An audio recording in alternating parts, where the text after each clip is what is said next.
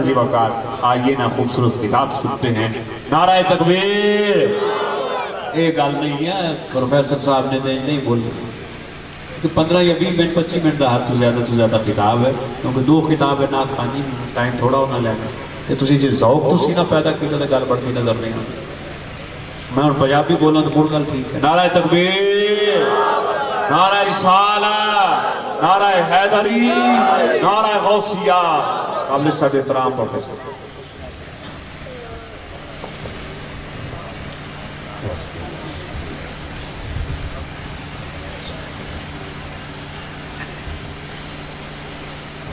نحمدہ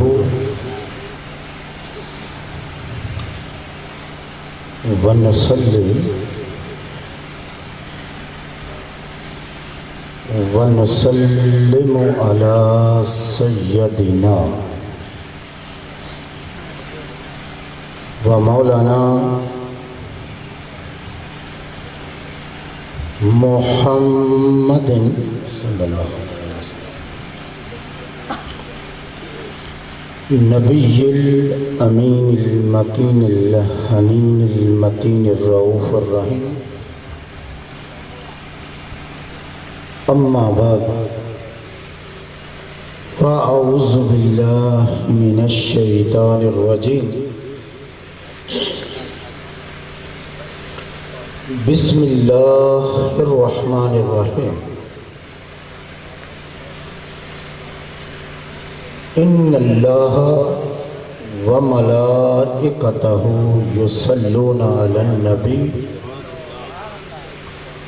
یا ایہا الذین آمنوا صلوا علیہ وسلموا تسلیما، صدق اللہ مولانا العظیم۔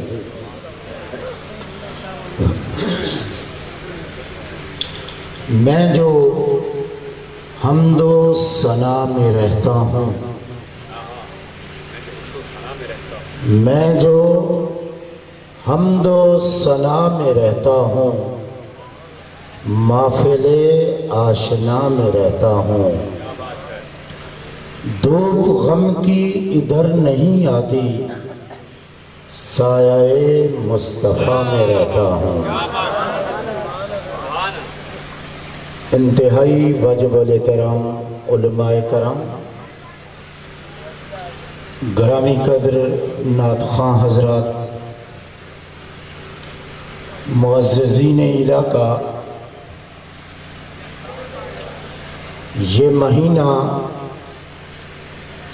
شعبان المعظم کا مہینہ ہے، جس میں ان ہستیوں کی آمد ہے جن کے ذریعے اللہ نے دین کو بقا بخشی ہے۔ وہ ہستیاں بقائے لا الہ الا اللہ کا مصداق ٹھہری ہیں، وہ ہستیاں اللہ کا انتخاب ہیں، وہ ہستیاں جو مشیت الہی کا ظرف ثابت ہوئی ہیں، وہ ہستیاں کہ جن کے اعصاب پر قرآنی آیات خراج بن کے آئی ہیں، وہ ہستیاں کہ جن کی بندگی پہ وہی نثار ہو گئی، وہ ہستیاں کہ جن کے پیار کو اللہ اجر رسالت شمار کرتا ہے، وہ ہستیاں کہ جن کی طینت کی خوشبو سے اللہ کا بہشت مہکتا ہے، وہ ہستیاں کہ جو ادائے بندگی میں ایسی محو ہوتی ہیں کہ اللہ کو خود ان پہ پیار آ جاتا ہے۔ یہ وہ ہستیاں ہیں کہ بسم اللہ الرحمن الرحیم جن کی ابتدا بن کے آیا ہے، یہ وہ نفوس قدسیہ ہے کہ یا ایھا الرسول بلغ ما انزل الیک من ربک، جن کا اختتام بن کے آیا ہے۔ یہ وہ ہستیاں ہیں کہ جن کی شرافت نسبی آیت تطہیر میں آئی ہے۔ یہ وہ ہستیاں ہیں کہ سورہ فیل جن کا ماضی بن کے آیا ہے۔ یہ وہ نفوس قدسیہ ہیں کہ جن کی قدروں کا تعین کرنے کے لیے سورہ قدر نازل ہو رہی ہے۔ یہ وہ پاکیزہ جانیں ہیں کہ جن کا اوڑھنا اور بچھونا سورہ مزمل بن کے آ رہا ہے۔ یہ وہ ہستیاں ہیں کہ جن کی روٹیوں کی خیرات کو اللہ قرآن کی آیتوں میں تولتا ہے۔ یہ وہ پاکیزہ نفوس ہیں کہ جن کی عطا کو اللہ سورہ دہر میں شہرت دے رہا ہے۔ یہ وہ پاکیزہ نفوس ہیں کہ جن کے لیے سورہ رحمان اس طرح اتر رہی ہے کہ وہ بہترین نعمتیں شمار ہو رہی ہیں۔ قرآن مجید جن کی عصمت، جن کی ولایت پر سند بن کے آ رہا ہے، اور جن کی اولادوں کے تذکرے قرآن مجید خود کر رہا ہے۔ کبھی ابناءنا کہتا ہے، کبھی یخرج منہم اللؤلؤ والمرجان کہتا ہے۔ یہ وہ ہستیاں ہیں کہ جن پہ خود خدا نازاں ہے اور درود و سلام بھیج کے ساری کائنات کو ان کا ہدی خواں بنا دیتا ہے۔ قرآن مجید جن کی قیمت آیہ مودت کو سامنے لا کے بیان کرتا ہے، جن کی محبت کو آیہ ود میں بیان کیا جا رہا ہے، اور اللہ پاک یہ بتانا چاہتا ہے کہ یہی وہ ہستیاں ہیں کہ جنہوں نے میرا دین پہنچایا بھی ہے اور میرا دین بچایا بھی ہے۔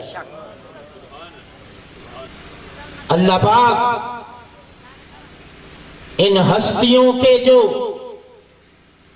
مرکز و محور محمد مصطفیٰ صلی اللہ علیہ وآلہ وسلم کی ذات بابرکات، جس کے لیے اللہ کا قرآن یوں بول رہا ہے کہ اے لوگو، یہی وہ محمد مصطفیٰ ہے کہ وَتُعَزِّرُوهُ وَتُوَقِّرُوهُ کہہ کے اس کی عزت و احترام کی بات کرتا ہوں۔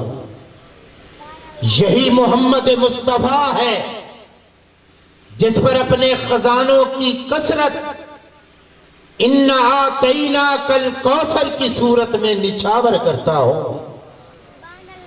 یہی وہ ہستی ہے کہ جس کے علم کو کبھی فَلَا يُظْهِرُ عَلَىٰ غَيْبِهِ أَحَدًا إِلَّا مَنِ ارْتَضَىٰ مِن رَّسُولٍ، کبھی ان کے علم کو مَا كَانَ اللَّهُ لِيُطْلِعَكُمْ عَلَى الْغَيْبِ وَلَكِنَّ اللَّهَ يَجْتَبِي مِن رُّسُلِهِ، کبھی ان کے علم غیب کو وَعَلَّمَكَ مَا لَمْ تَكُنْ تَعْلَمْ وَكَانَ فَضْلُ اللَّهِ عَلَيْكَ عَظِيمًا کی صورت میں بیان کر کے یہ دکھانا چاہتا ہے کہ اے لوگوں، لامکاں کے سارے علم اٹھا کر میں محمد کی جھولی میں رکھ دیتا ہوں، جس کا جی چاہے جو چاہے وہ میرے محمد سے پوچھ لے۔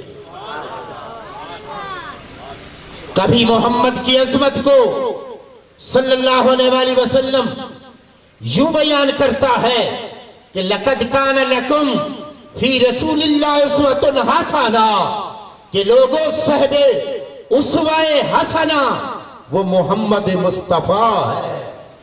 کبھی فرمایا اِنَّا أَعْطَيْنَاكَ الْكَوْثَرَ، صحب کثیر محمد مصطفیٰ ہے۔